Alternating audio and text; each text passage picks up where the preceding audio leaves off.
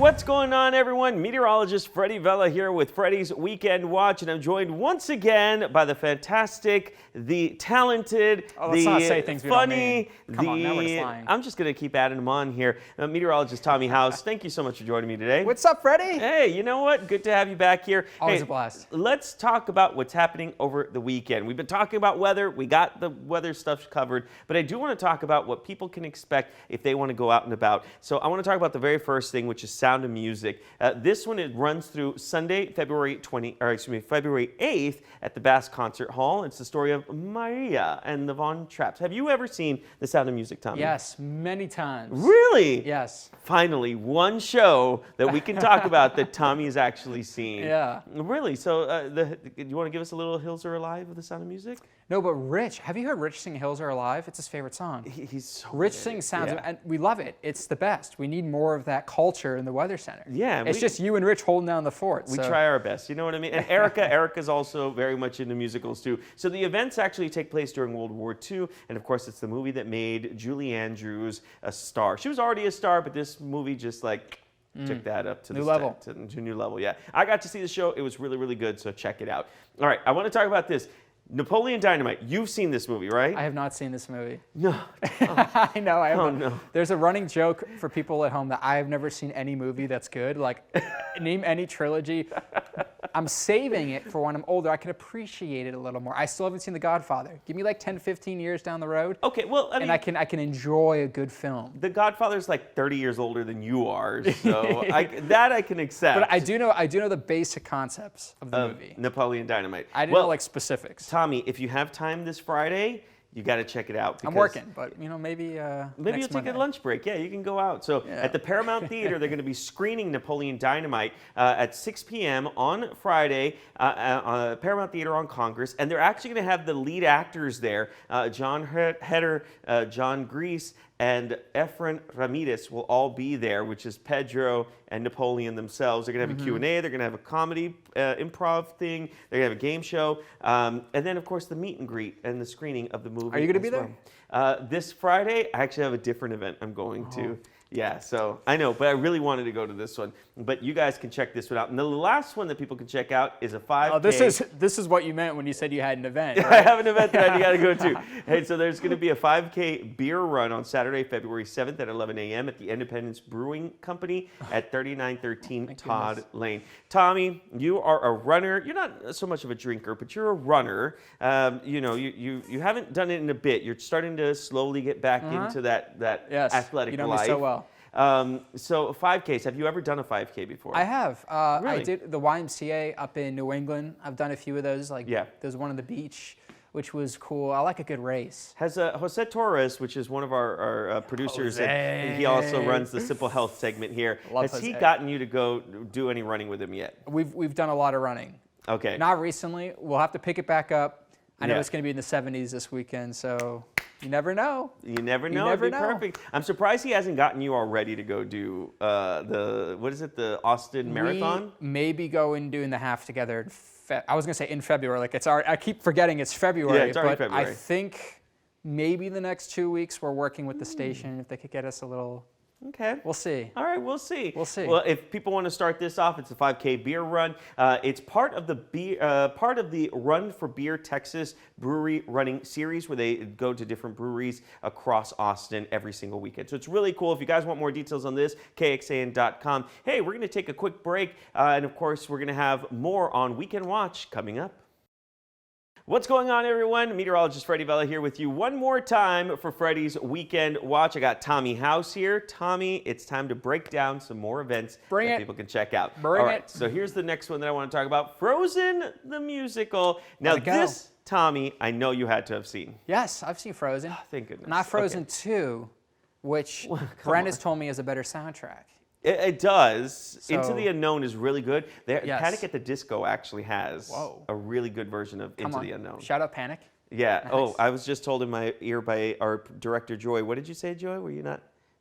She was. I don't think she was a very big fan of that one. She gave me the. I called her out on TV now. Yeah. All right. So this Frozen the music only runs for 3 nights. It's going to be Thursday, February 5th, Thursday, February 5th, Friday, February 6th, and Saturday, February 7th at Westlake High School. And there's only those 3 shows. Tickets are limited. And of course, it's a story about Elsa and Anna. If you've never seen it before. Now, what are we doing if you haven't seen it? Yeah, everyone's seen this movie. So it's really cool. All right. This one's really cool. This is a Galentine's Day. Tommy, we're leaving the masculine energy behind here. It's fine by me. We're gonna bottle that up. We're gonna put it away. Yeah. We're gonna bust out that feminine energy. Okay. And we're gonna make some trinkets. How about that? How about that? Yeah. You know, I think Tommy, you do really well in this one. wine spritzer. Have you ever had a wine spritzer? Do you even know what a wine spritzer is? No. No. Can you describe it for the viewers? It's other a weirdos wine like me? light, essentially. Okay. Yeah. Tommy, not for you. I'm a fan of the treats. So anyway, so this is going to be at Miller Lake Park, the Trinket Tray Making Event, and it's all for the ladies. Bust out your blankets, take out a little basket, get your girlfriends together, and head on over. I will for say it's Galentine's cutting Day. it a little close with the Super Bowl. It's cutting it a little bit close. Okay, so some of the husbands at home, they may be like, kind of waiting anxiously. they're doing it throwing at the 3 wings in the p.m. oven. on Okay. purpose, so that way the girls can go out, they can spend some good time together before then they're stuck with all that. Then there's all that masculine energy, but Yeah. the puppy bowl is at 2:00. So maybe catch a little bit of the puppy Puppy bowl, bowl. and then go out to Galentine's Day. Galentine's You're gonna Day. miss some of the kitten bowl. Fine by me. It's okay. Puppy you know bowl's what? better. Cats get a lot of attention Right. anyway, so there you And go. then watching the Pats win. I mean, it's just a perfect, full 180 circle here. Well, that's why I wanted to bring you on today. We only have about a minute to do this. Nice. But Super Bowl watch parties I all love across Pine House. Austin. Oh, Pine House is amazing. So they're going to have these are just a few of the places you can go to for the Super Bowl watch party. But Wow. Tommy, this is your I'm already going to one. Sunday. Yes. The Patriots. So I was born in 2001. That was the start of their dynasty. We've had 6 Super Bowls. My whole childhood is championship parades. I am certain the Pats are going to pull this one off, despite think so? national media trashing the Patriots. It's inevitable. It's going to be our 7th ring. There's 5, no, 6, There's no 7. Tom Brady, though. How are you going to do it without Tom I Brady? know Brady said he doesn't have a dog in the fight, which I think he's just kind of jealous of the Patriots. But we love Tom. There's no shade for the big TB12. But Okay, so we got about 20 seconds left. I'll do my score prediction real quick. Score prediction, go. 27-21 New England. 27-21. You can be a Seahawks predictor. What do you have for them? I was actually going to go 27-21 the other way. Okay. Hey, competitive game. Here's the thing. Pats, it was such a, and I'll run along with time. It was such a random season for them that they got good. If they lose, it stings, but they're not a huge favorite. They're the underdogs. Okay, we'll see. We'll I feel see. like the Seahawks are going to take it. So, be of close. course, you can watch the Super Bowl on KXAN. Yes, you can. The Olympics are also this weekend, so a lot of cool things. Just a couple places. If you want more details on this and so much more, go to KXAN.com. If you're watching on KXAN Plus, we have a really cool interview for you to check out. If you're watching on CW Morning Austin, stick around. We'll have more weather and traffic coming up. Hello, everyone, and thank you so much for joining us once again for Freddy's Weekend Watch. We have a lot going on, and we're really excited because Sound of Music is on tour once again, and this time it's making a stop right here in Austin. Here to talk to us a bit more about the show is Nicholas Rodriguez. Thank you so much for joining me today. Hey, Freddy. Thanks for having me. You know, it's exciting because Sound of Music, I mean, it's a classic. People know it. People love it. But for those of us who haven't, or those people at home who haven't seen Sound of Music, talk to us a little bit about the show. Well, it's hard to think that there are many people that don't know the Sound of Music. Most people know it, though, through the original movie that came out in 1965. But before that, it was a Broadway hit written in 1959. So this production takes place in 1938, Austria, the story of Maria Rainer, who thinks that she's going to become a nun, but instead becomes a governess to Captain Von Trapp's 7 children. They fall in love, and the rest is history. It's a great story about family, faith, hope, love, under the politics of 1938 Austria and Germany. With a gorgeous score by Rodgers and Hammerstein. We travel with a 15-piece orchestra, an amazing cast. It's great. Now, you know, obviously, I want to talk about your character, Max, because Obviously. your character. Talk to us a little bit about your character. Who do you portray, and what's it like, portraying that role, on stage? I have the great pleasure of playing Max Detweiler, or Uncle Max, as they call him. He's a concert promoter. He's the life of the party. He's a bon vivant. He's a networker, a social climber. And he happens to be best friends with the captain, and he kind of is the yin to the captain's yang. The captain's very uptight, very strict military officer. Max is the opposite of that, and they. It's interesting to see how these two men work together. But he basically plans the concert that we see at the end of the show, which is, spoiler alert, helps the Von Trapps escape Nazi invasion. And it's just a great time. I'm having a blast playing him. Now, I got to talk to you a little bit personally because you are actually very familiar with the Austin area. You are a Longhorn. Yes. What was it like being able to come back? Because you already had your opening show here in Austin. Yeah. What was it like being able to come back and perform right back at your alma mater, somewhere that you're so familiar with? Yeah, man, I love it. I was born and raised in South Austin, born and raised, and I went to Bowie High School, went to undergrad and grad school at UT, and I've had the great pleasure of coming back over the last 25 years, doing a lot of fun things. Zach has been a home for me, but to step back on campus at UT, which will always be campus to me, and the last time I was on that stage was when I got my diploma. So it's just kind of wild to walk the halls at the Butler School of Music, and just, all the memories just kept flooding back. So. Was this your first time actually being able to perform on in a more professional setting compared to a college setting? At Bass, for Yeah, at sure. Bass. I think the only time I ever performed at Bass, I got to do a really cool Singers and Stories program with Maya Angelou and Cactus Pryor and Liz Carpenter back in the 90s. And I think that was the last time I actually performed at Bass, but certainly not my last time performing in Austin. So. Did you have, family members or friends text you and call you and be like, we're going to be there, we're going to go watch you? Dude, yes. It's been like off the hook, and it's been amazing. Opening night, I had my oldest friend, longest friend from the second grade, come with her 4 children and her husband and her sister, and best friends from high school and college are coming out of the woodwork, and just even people that live in Houston and Fort Worth and Dallas that I went to school with are coming to see the show. It's mind blowing, the love and support. It's awesome. And so I guess, as you've been able to represent UT in Central Texas, not only here, but across the state and across the country, really, how has that growth been for you, being able to go from somewhere like UT, somewhere like Zach, which obviously puts out so many amazing actors and musicians, to be able to represent that across the nation? Well, it's, I have the best of it all. Austin is one of the best cities in the world, so I'm so fortunate. But one of the things it didn't prepare me for is that not every city is like Austin.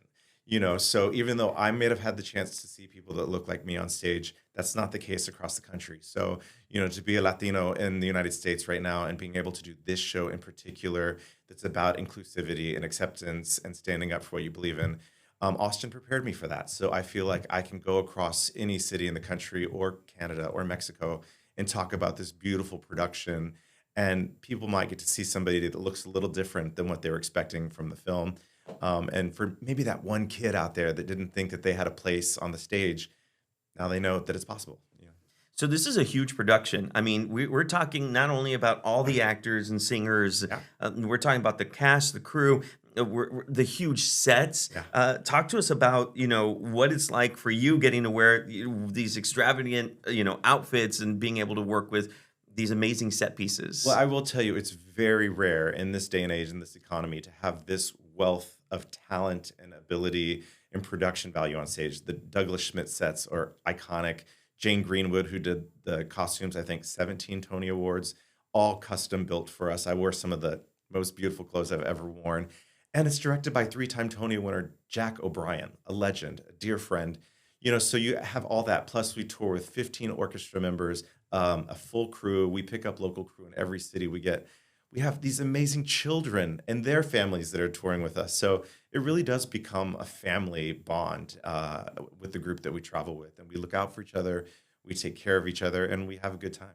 And it's really rare, I think, that because I grew up, working at a local theater in the Rio Grande Valley. Nice. And I grew up on Hello, Dolly and My Fair Lady and Sound of Music. In fact, Sound of Music was my very first show that I'd ever done. Really? On stage. I cannot tell you who I played. I forgot Maria, already. obviously. Maria. But, these types of big, huge productions. They don't come around very often. And so, to me personally, I love to see this type of show. And I got to see Sound of Music. I absolutely loved it. When, you guys' performance just a couple of days ago. So what does that mean to you to be able to put on, these grand, classical shows that, we don't get to see very much anymore? I love it because of the timelessness of it. When I look out in the audiences, I see an 80-year-old with their daughter and their daughter's daughter, and then maybe even their kids. So it's something that the entire family can come to and take something different away from. And just that idea of passing it down. If we don't pass down our American traditions, they cease to exist. And this is clearly one that is going to continue to exist because it brings people together. And so it's so fun to be a part of that timelessness. But yet at the same time, it's incredibly timely. People are leaning into this production. And even if they've seen it before, they said, wait a second, I didn't think about that. Could that still be happening today? Do people really have to stand up for what they believe in? Yes, we have to. So the same as 1959, the same as 1965, and here we are in 2026. And you're wondering, how can these themes still be relevant? But they are. They really are. So if people want to catch the show, give us a little bit of details. Where is it at and how long is it running? We are at Bass Concert Hall, Hook 'em Horns, and we are there through Sunday, February 8th. So make sure you guys check it out. I have two more questions really quickly Yes. before I let you go. Number one, what song is stuck in your head all the time that you get from this show? Oh, from the show? Okay, Yeah. so, okay. Listen, Edelweiss is the last song in the show, the last full song in the show. It's actually the last song that Rodgers and Hammerstein wrote before Oscar passed away. And it is one of the most beautiful, simple, pure songs that you can imagine. It's a folk song, it's a hymn, and it's just a prayer of hope and peace. So I love it. That's the one. And then number two, I got to give you a little bit of shout out because not only did you, while I was researching this interview, obviously, not only are you a UT alum, and not only did you work at Zach, but you were also on the big screen as well. Is that correct? Yeah. And people have been able to check you out on TV and the big screen. Yes. I mean, come on, give us a little bit of a plug. So what have you done so that way people at home get a bit more of who you are?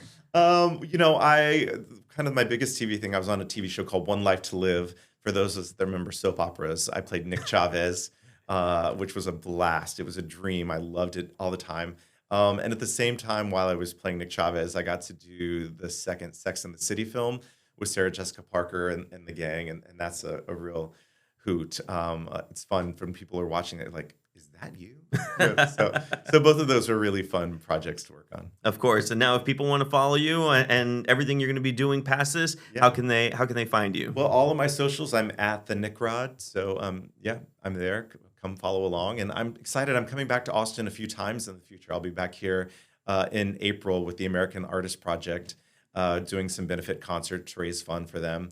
And then, spoiler alert, I'm coming back. It's just about to be announced, doing my solo show at the Parker Jazz Club next March. So, great. So some fun things coming up. Well, we'll find a way to get you back here to kind of promote that and Awesome. tell people all I about love it. that. Yeah. Awesome. Well, Nicholas Rodriguez, thank you so much for stopping by. And make sure you guys catch Sound and Music at Bass Concert Hall. Thank you so much for coming by. Thanks, Freddie.